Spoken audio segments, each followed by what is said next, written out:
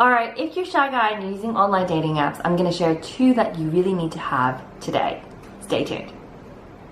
Alright, so dating apps. The first one I'm going to recommend is going to come to no surprise to you because it is Bumble. And I like Bumble because, number one, it has a healthy amount of members.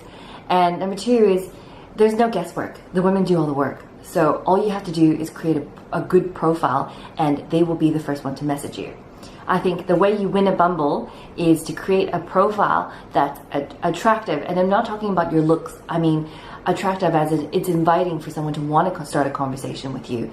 So it's just like meeting in person. You have to be approachable in your online profile. So this means having a good range of images of you in your element, doing things that you like, so that there are conversation prompts, but also to have a decent, 2-liner. It could be a joke or it could be something that you really believe in, so that when the other person messages you, they've got something to work with. That's another big thing that I hear from singles is, they say, I have no issue being the one to message first, but they got to give me something. So give them something to talk about in your profile. So that's Bumble. The second app that I would recommend is one I'm talking about heaps lately. It's Hinge. So Hinge is a dating app for meant to help people come together for a relationship, not just for hookups. And I like the way that they put the matches together because it's very much based on your interest, your life stage, what you kind of want. So they ask you whether you're ready for marriage and children, what your religious beliefs are. So a lot of things that you want to ask on a first date but you can't. That's taken out of the way. That's out of the way, and they really the algorithm looks into that when they present potential matches. But what I also like is they make conversations so easy.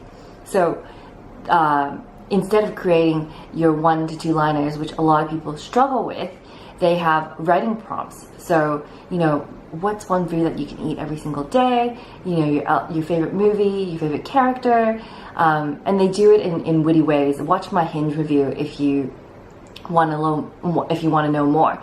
But I like it because it's a platform that really encourages genuine conversation beyond the, hey, how are you doing? What are you doing? How was your weekend? What did you do? All that stuff is really boring, fluffy stuff.